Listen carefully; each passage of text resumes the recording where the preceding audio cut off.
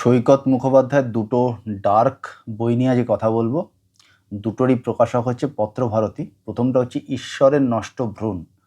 ঈশ্বরের নষ্ট ভ্রূণ এই বইটায় আমি ছবি বসাচ্ছি ভিডিওতে, বইগুলো এই মুহূর্তে আমার কাছে নেই। তো ঈশ্বরের নষ্ট ভ্রূণ এই বইটায় অনেকগুলো গল্প রয়েছে। গল্পগুলো ছোট থেকে বড় গল্প বা মাঝারি গল্প, মেজ গল্প, সেজ গল্প এরকম। এবং এর মধ্যে আমি দেখলাম ডার্ক, ভৌতিক, নানা ধরনের, মূলত ডার্ক এবং ভৌতিক নানা ধরনের গল্প মিলিয়ে মিশিয়ে রয়েছে। এবং কিছু কিছু গল্প কিন্তু দুর্দান্ত। সত্যি কথা বলতে কিছু কিছু গল্প দুর্দান্ত। একটা দুটো গল্পতে সাইফাই কনসেপ্টও রয়েছে, তার সঙ্গে ডার্ক কনসেপ্ট মিশিয়ে ডার্ক সাইফাই। বেশ বেশ ভালো বই এটা, ঠিক আছে। এরপরে আমি যে বইটা নিয়ে কথা বলবো সেটা বলার আগে বলি যে যেহেতু পত্রভারতীর ছাড় মেলা চলছে ইতিমধ্যেই, আমি যখন ভিডিওটা শ্যুট করছি বর্ধমান এবং কৃষ্ণনগরে ছাড় মেলা হয়ে গেছে এবং গোটা আগস্ট মাস জুড়ে কলকাতায় ছাড় মেলা হবে এবং এটা পত্রভারতীর অফিসিয়াল ফেসবুক পেজে এই ঘোষণা হয়ে গেছে। তাই আমার মনে হচ্ছে যতদূর সম্ভব, তার কারণ সবসময় বই পড়া হয়ে ওঠে না, আর বই না পড়ে পাঠ প্রতিক্রিয়ার ভিডিও শ্যুট করা আমার কাছে খুব আনএথিক্যাল মনে হয়, তো সেটা আমি করবও না। তো যতদূর সম্ভব হয় পত্রভারতীর কিছু বই আগামী আগস্ট মাস জুড়ে আমি একটু রিভিউ করতে করতে যাব। বড় ভিডিও হোক, শর্ট হোক, যেভাবেই হোক পত্রভারতীর বই আমি রিভিউ করতে করতে যাব। তো ঈশ্বরের নষ্ট ভ্রূণ নিয়ে ওইটুকুই আমার বলার রয়েছে। এর বেশি বললে মানে অযথাই কথা বাড়ানো হবে। ভালো বই, অনেকগুলো জমজমাট ডার্ক এবং ভৌতিক গল্পের সংকলন, বেশ ভালো লাগবে। বইটির উপন্যাস নয়, সরি, বইটির ভূমিকা লিখেছেন, উপন্যাস আমি ভুল করে বলছিলাম, ভূমিকা লিখেছেন হচ্ছেন বিশিষ্ট সাহিত্যিক অনীশ দেব। দুর্দান্ত বই, আপনারা পড়তে পারেন, আশা করি ভালো লাগবে। নমস্কার, আমি রক্তিম, আপনাদের সবাইকে আবারও একটা ব্র্যান্ড নিউ ভিডিওতে স্বাগত। দ্বিতীয় যে বইটা নিয়ে কথা বলবো সেটা হচ্ছে শয়তানের সন্তান। এখানে দুটো উপন্যাস বা দুটো উপন্যাসিকা রয়েছে। এই বইটা কিন্তু বেশ বেশ ভালো। এবং এই শয়তানের সন্তান বইটাতে এই নামে একটা গল্প রয়েছে, আরেকটা রয়েছে পতঙ্গ সঙ্গম।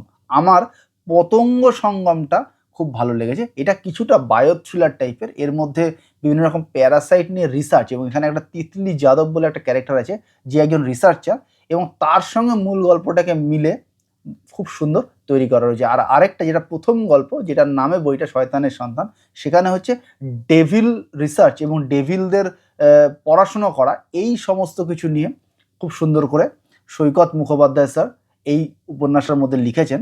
এখন এই দুটো উপন্যাসকে যদি আমরা মানে চরিত্রগতভাবে ব্যাখ্যা করার চেষ্টা করি তাহলে ডেফিনেটলি শয়তানের সন্তানটা হচ্ছে অনেক বেশি ডার্ক এবং দ্বিতীয়টা অনেক বেশি বায়ো থ্রিলার ক্যাটেগরির। এইবার এই দুটো গল্পেরই একটু একটু করে আমি আউটলাইন বলে দেবো। শয়তানের সন্তান হচ্ছে দুজন ডেভিলের সন্তান, তারা কিভাবে একে অপরকে মিট করছে বিভিন্ন ঘটনা প্রবাহের মধ্য দিয়ে, এবং তারা দুজনে জানতে পারছে যে আমরা শয়তানের সন্তান, এবং শয়তানের ওয়ারশিপ করা বা শয়তানের সাধনা করা কে বা কারা করছে, সেখান থেকে শয়তান হচ্ছে, এই ব্যাপারটা এই গল্পটা বা এই উপন্যাস বা উপন্যাসিকা জুড়ে রয়েছে। এবং তাদের কিছু কিছু অ্যাট্রিবিউট আছে, তাদের পুরো বডিটা ঠিক মানুষের মতো নয়, একটু আলাদা। এবং এর যে কভার রয়েছে সেই কভারটার মধ্যে আপনারা দেখবেন যে ষাঁড়ের ছবি রয়েছে।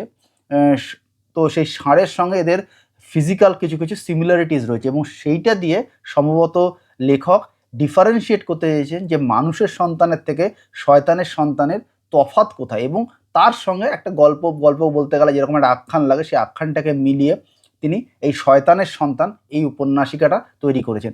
এখানে একটা কথা খুব বলা দরকার, সেটা হচ্ছে যে এই দুটো উপন্যাসেরই, শয়তানের সন্তান এবং পতঙ্গ সঙ্গম, এই দুটো উপন্যাসেরই যে পটভূমি, সেই পটভূমি আমাদের খুব চেনা জায়গা, কখনো কলকাতা বা কখনো পশ্চিমবাংলার বিভিন্ন জায়গা, কোনোটাই কিন্তু খুব বিদেশি কোনো জায়গা বা ভারতবর্ষের অন্য কোনো জায়গা নয়। অর্থাৎ খুব দেশজ উপাদান দিয়ে, খুব লোকাল ইনগ্রেডিয়েন্টস দিয়ে খুব উচ্চ মানের দুটো ডার্ক উপন্যাস কিন্তু লেখক লিখেছেন এই বইতে।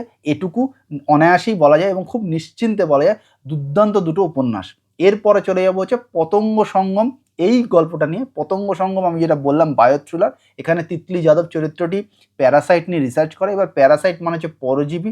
বুঝতেই পারছেন যে তারা অন্যকে ক্ষতি করে, অন্যের শরীরের উপর নির্ভর করে নিজেরা গ্রো করে, এবং এই ব্যাপারটার সঙ্গে কিছু খুনোখুনির অ্যাঙ্গেল, এই সমস্ত কিছু যোগ করে গল্পটাকে দাঁড় করানো হয়েছে। এখানে তিতলি যাদব তার রিসার্চের উদ্দেশ্য হচ্ছে অন্য মানুষদের কন্ট্রোল করা এবং নিজের চাহিদা অনুযায়ী কন্ট্রোল করা, এবং এইটা করতে গিয়ে সে কী কী হিন্ড্রেন্সের মুখোমুখি হচ্ছে, এবং সেসব দিক সে এই পদ্ধতিতে এগিয়ে বা এই টার্গেটে এগিয়ে আদৌ কি সাকসেস পাচ্ছে, তার নাকি তার নিজেরও ক্ষতি হয়ে যাচ্ছে, এই পুরো বিষয়টা এই উপন্যাসিকায় বা এই গল্পে ধরা রয়েছে। পতঙ্গ সঙ্গম আমার গত বেশ কয়েক বছর ধরে পড়া ডার্ক উপন্যাসের মধ্যে one of the finest dark উপন্যাস।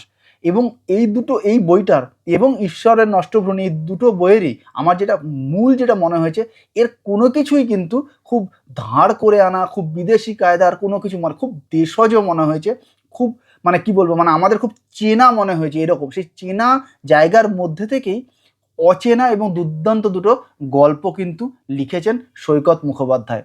তো আমার এই ভিডিও ভালো লাগলে অবশ্যই একটা থামস আপ, চ্যানেল ভালো লাগলে সাবস্ক্রাইব। দেখা হবে পরের ভিডিও, ততদিন ভালো থাকবেন, টাটা।